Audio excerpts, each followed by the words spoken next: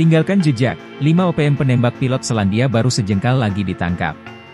Sejengkal lagi, 5 terduga penembak pilot Selandia Baru bernama Glenn ditangkap. Para algojo Panglima OPM tersebut meninggalkan jejak yang memudahkan militer Indonesia memburu mereka. Identitas mereka pun sudah terang, lengah sedikit bakal segera ditangkap. Satgas Damai Kartens 2024 yang beranggotakan TNI dan Polri sudah menggerebek tempat persembunyian para pelaku.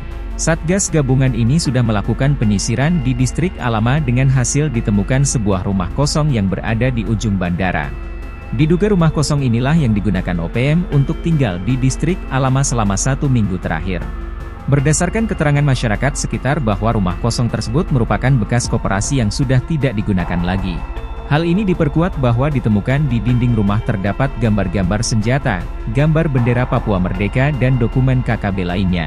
Kepala Operasi Damai Kartens 2024, Brigjen Pol Faisal Ramadhani mengungkapkan, diduga kuat pelaku penyanderaan dan pembunuh pilot Glenn Malcolm Choning adalah KKB Perek Jelas Kogoya.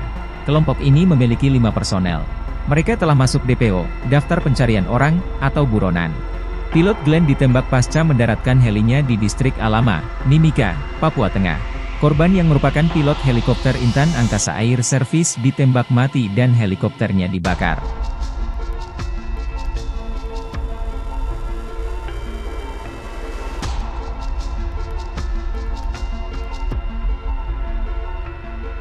Download Tribun X sekarang, menghadirkan lokal menjadi Indonesia.